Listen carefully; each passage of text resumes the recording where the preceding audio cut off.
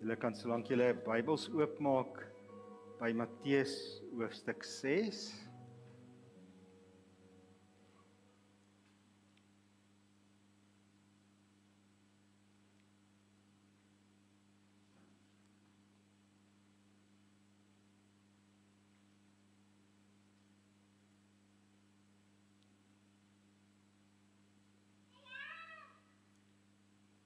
Kom ons sê net dankie vir die Here. Hemelse Vader, baie dankie dat U sorg. Dankie dat U die Vader is wat vir U kinders sorg. Here, dankie vir elkeen wat so getrou in hierdie gemeente bydra. Here, ek bid dat U elke behoefte van elkeen wat hier sit sal ontmoet. Dankie Here, niks is vir U te groot nie. En daarom dank ons U klaar vooruit. In Jesus se naam. Amen. Ons is besig met 'n reeks en die reeks se naam is Here leer ons bid, wat ons basies net so 'n stukkie vir stukkie die Onse Vader gebed deurwerk. Vanoggend kom ons by die tema Vader, vergewe my, ek vergewe ander. Net gou kyk. Daar is hy. Corrie ten Boom het die volgende gesê oor vergifnis. Sy het gesê, om te vergewe is om iemand uit die tronk te laat. En as daardie persoon uit die tronk is, sien jy dis jouself. Kom ons dink net so oomblik oor wat Tante Keesje gesê het. Sy het gesê om te vergewe is om iemand uit die tronk te laat. En as daardie persoon uit die tronk is, sien jy dis jouself. So eintlik wanneer ek ander vergewe, dan laat ek myself uit 'n tronk uit.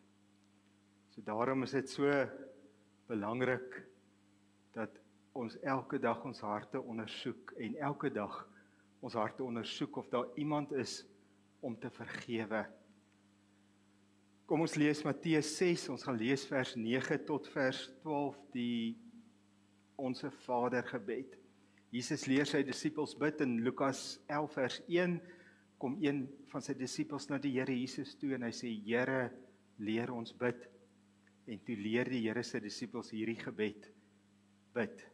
Hy sê, so moet julle bid, ons Vader wat in die hemel is, laat U naam geheilig word, laat U koninkryk kom, laat U wil ook op die aarde geskied, net soos in die hemel. Gee ons vandag ons daaglikse brood, en vergeef ons oortredings, soos ons ook die vergewe, wat teen ons oortree. So, ons het al gesien die Onse Vader gebed is 'n gebed wat bedoel is om elke dag gebid te word.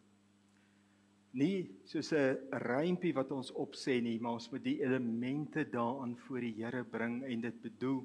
So elke dag moet elke Christen hulle eie lewe ondersoek en kyk, Here, is daar iets wat U moet vergewe? Is daar iets wat ek voor U moet bely?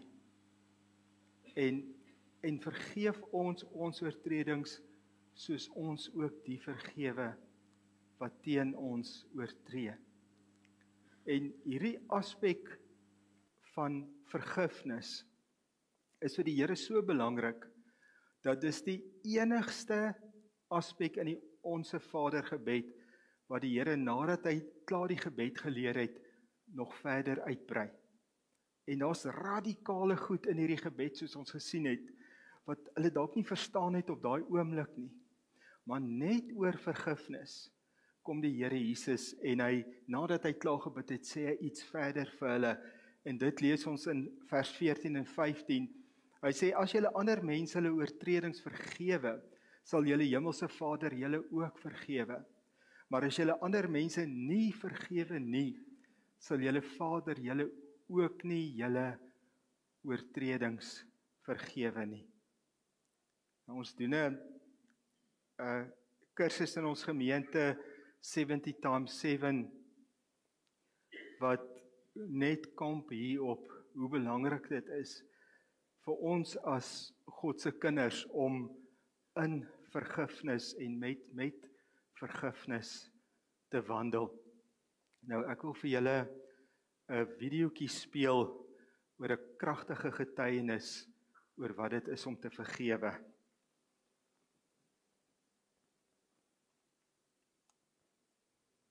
When I was in a concentration camp, one of the most terrible things I had to go through was that they stripped us of all our clothing and we had to stand. The first time was the worst. I said, Betsy, I cannot bear this. And suddenly it was as if I saw Jesus at the cross. And the Bible tells they took his garments, he hung there naked. And I knew he hung there for me, for my sins. And by my suffering, I understood a fraction of the suffering of Jesus Christ. And it made me so thankful that I could bear my suffering. Love, so amazing, so divine, demands my life, my soul, my all.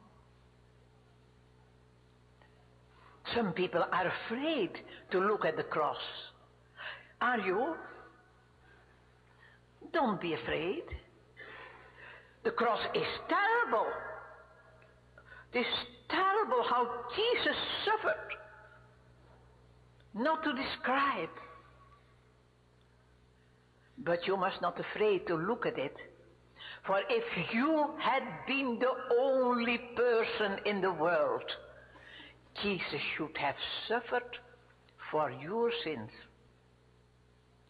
At the cross, where I first saw the light, and the burden of my sins rolled away. It was there by faith I received my sight, and now I have guidance every day. It was some time ago that I was in Berlin, and there came a man to me and said, Mr. Bohm, I am glad to see you. Don't you know me? And suddenly I saw that man.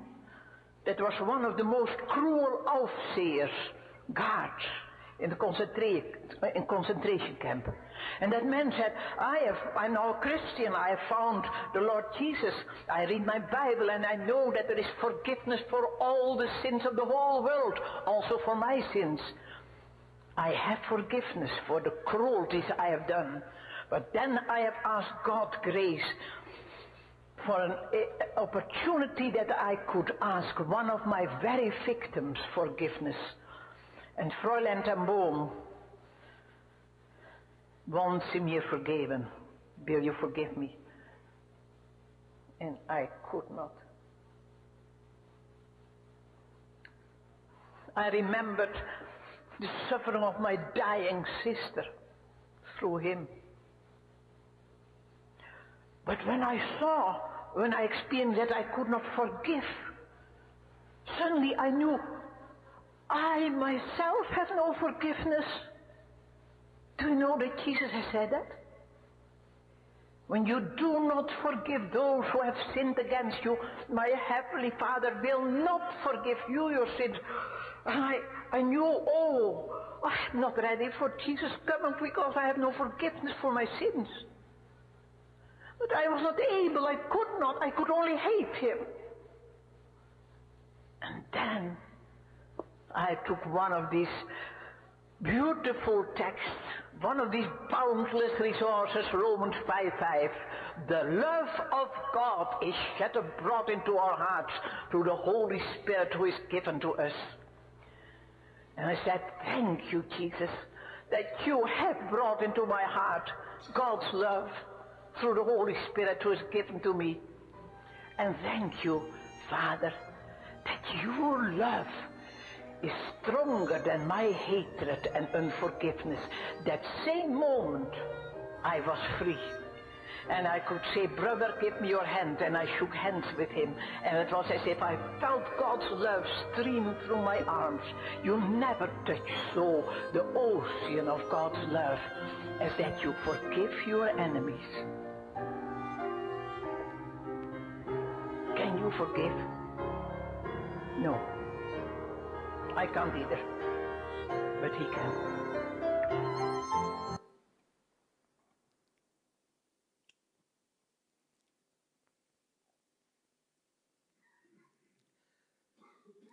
Moontlik ken julle die verhaal van Corrie ten Boom. Haar pa was 'n horlosiemaker in Holland en sy was 'n ou jong nooi en toe die Tweede Wêreldoorlog uitbreek het hulle Jode uitgesmokkel uit die gebiede wat Duitsland verower het en toe iemand daar aangegee en sy en haar hele gesin is in die konsentrasiekampe gegooi. En daar is haar sussie dood, haar pa's dood, haar broerskind wat haar peetkind was, het net verdwyn. Niemand weet wat met hom gebeur het nie. En na die oorlog het die Here haar geroep as evangelis en wêreldwyd het sy gereis en die evangelie van die Here Jesus verkondig. En hierdie is haar getuienis van hoe sy Matteus 6 vers 12 en vers 14 en 15 prakties kon beleef. En eintlik wat sy sê is Romeine 5 vers 5 sê God stort sy liefde in ons hart uit en Here, ek het nie die vergifnis nie, maar ek vergewe met die vergifnis wat U vir my gegee het.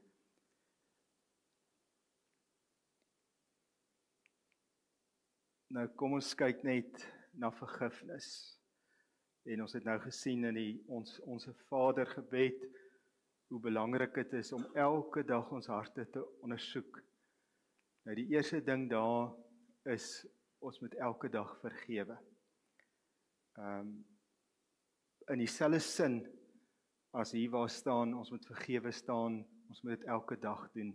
Gee my vandag my daagse brood, so die onse Vader is bedoel om elke dag te bid. Dan die tweede ding wat ek wil noem is, vergifnis is soos 'n fiets. Want vergifnis het twee aspekte. Die eerste aspek is 'n wilsbesluit en die tweede aspek is emosies. Nou, as ons wag vir ons emosies voor ons vergewe, dan sal ons waarskynlik nooit vergewe nie. Maar wilsbesluit is die voorwiel van die fiets en emosies is die agterwiel. So ons moet vergewe, dit is 'n wilsbesluit. En dan volg die emosies. En baie keer sukkel die emosie om by te kom, maar die emosie het nie 'n keuse nie. Eventueel sal die emosie by die wilsbesluit uitkom. So as mens iemand vergewe, maar daai emosie skop nog teen daai vergifnis, dan sê mens net, Here, ek staan op daai vergifnis. Here, ek vergewe. Here, ek spreek vry. Here, ek seën. En dan op 'n stadium, dan is die wilsbesluit en emosie in harmonie en ons kom op 'n punt wat ons net goed wil hê vir die persoon wat ons kwaad gedoen het. Dan wil ek ook net 'n punt aanraak en dit is vergifnis en versoening. Nou, ek het so tyd gelede het 'n besigheidsman met my gesprek gehad en hy het my gesê dat hy het besigheid gedoen met 'n mede-Christen. En 'n paar keer het die ding lelik uitgedraai. Wat sy verstaan van wat regverdig en billik is, was nie sy broer se verstaan van wat regverdig en billik is nie. En hy het besef, as ek aanhou besigheid doen met hierdie broer van my, dan gaan dit op iets baie lelik uitkom. En hy sê toe vir sy broer, nou nie sy broer in die gees, vir mede-Christen, ek gaan my besigheid wegvat by jou, omrede ons vriendskap en ons broederskap in die Here Jesus vir my belangriker is as ons besigheid, want ons sien dinge te verskillend. En hy het sy besigheid weggevat, en hy sê, vandag kom ek en daai man so goed oor die weg, as ek hom sien ek my broer in die Here.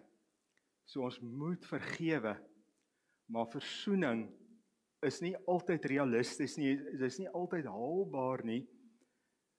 Dis die ideaal, maar dit is nie altyd realisties nie.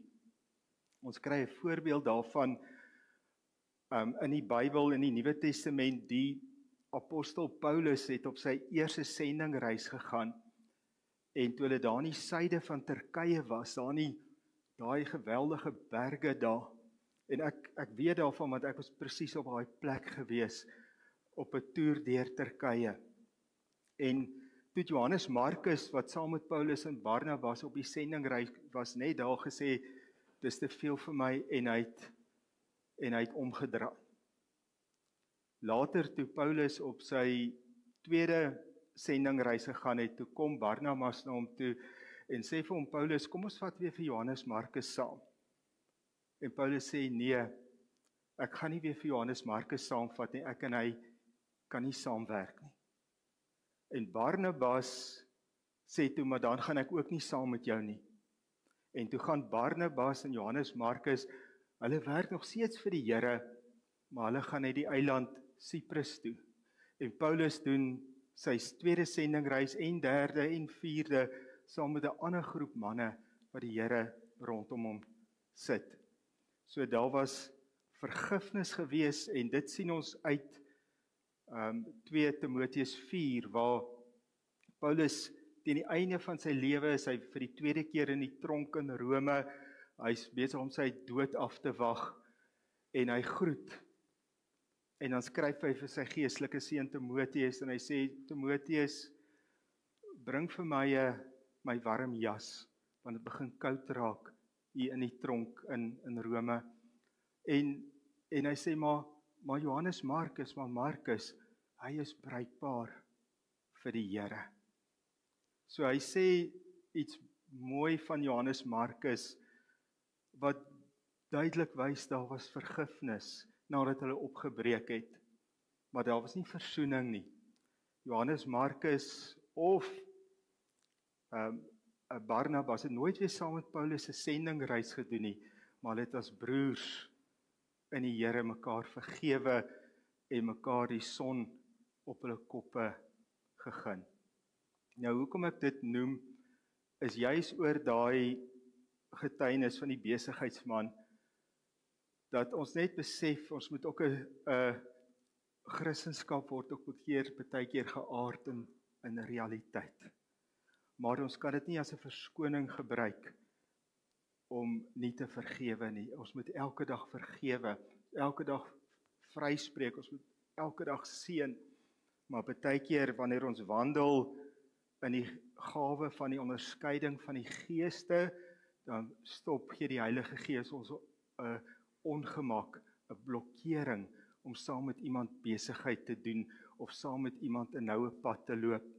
Partykeer in Jakobus 1 vers 5 lees ons dat wanneer ons wysheid kort kom, moet ons dit bid in die Heilige Gees of ons gees sonder om ons te verwyd.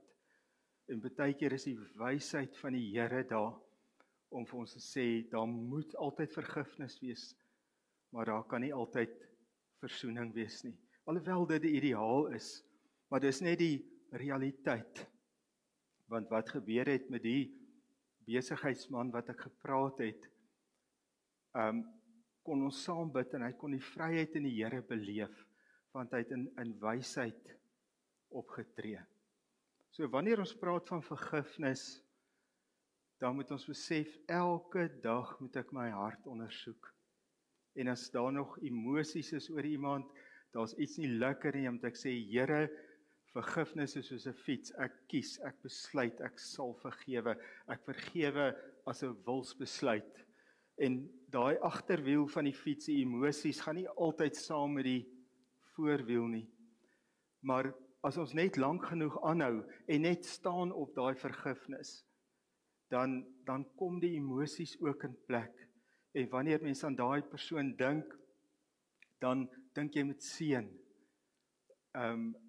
Wanneer daar iets aan my gedoen is en ek het nog negatiewe emosies, wat ek self doen is as dit wat die persoon gedoen het, daai persoon in my gedagtes kom, dan sê ek onmiddellik, Here Jesus, ek vergewe daai persoon, ek seën hulle, ek spreek hulle vry, seën hulle besigheid, seën hulle huwelik, seën hulle finansies, seën hulle gesondheid, seën hulle dat op die plek waar hulle nou is, hulle vrugbaar sal wees, u diens sal wees.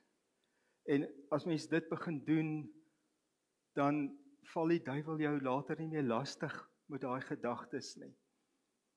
Want vergifnis is soos 'n fiets. Eerste is die wilsbesluit. En later dan kom die emosies en later kom daai sagte emosie. Daai emosie wat jy iemand deur Jesus se oë begin sien.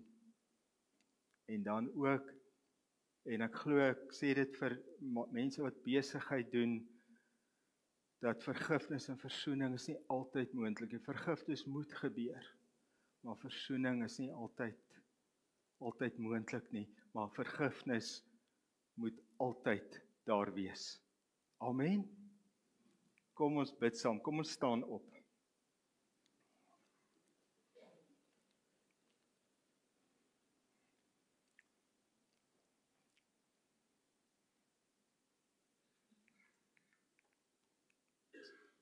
Ekskuus, nog net daar, stop hom net daar.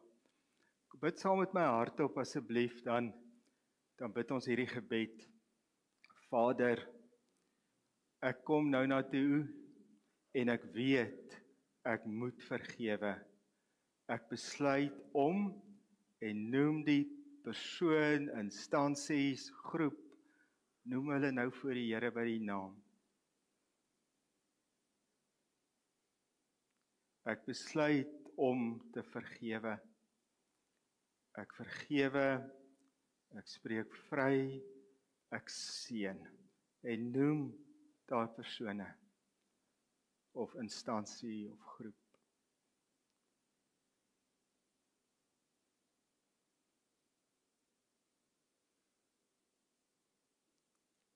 Ek vergewe nou met die vergifnis van my Here Jesus. Nou kan ons by sê, Here, dankie dat u liefde in my hart uitstort volgens Romeine 5 vers 5 en mag ek met daai liefde leef en ander vergewe. Here, mag vergifnis deel wees van my elke dag se lewe. Mag ek leef met vergifnis.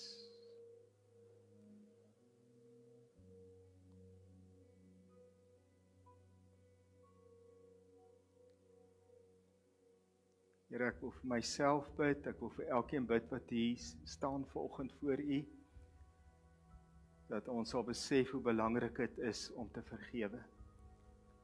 Dat ons sal altyd onthou dat vergifnis is soos 'n fiets, voorloop die wilsbesluit en die emosie kom agterna. Maar die wilsbesluit is die leidende wiel, dis die een wat voorloop, dis die een wat stuur, dis die een wat die rigting gee, en die emosie moet volg. Help ons om lewens te leef van vergifnis. Here, kyk 'n video van 'n onderhoud met Billy en Ruth Graham en op hulle 50ste huweliksherdenking vra iemand vir Ruth, wat is julle geheim? Toe sê sy, ons vergewe mekaar. Daarom kan ons 50 jaar gelukkig getroud wees. Mag ons mekaar in ons huwelike vergewe. Mag ons mekaar in ons familie vergewe, in ons gesinne vergewe. Mag ons mekaar vergewe in ons werksplekke. Mag ons mekaar in die dorp vergewe. Mag ons mekaar in die land en in die wêreld vergewe. Dankie vir die reuse geskenk dat u vir ons gee, Here. Mag ons leef en mag ons dit beoefen En ek dank U dat sommer baie mense vandag uit hierdie diens uit gegaan en vryheid ervaar in U, in Jesus se naam. Amen. Bly net so 'n oombliekie staan. Ons nooi almal spesiaal ons besoekers kom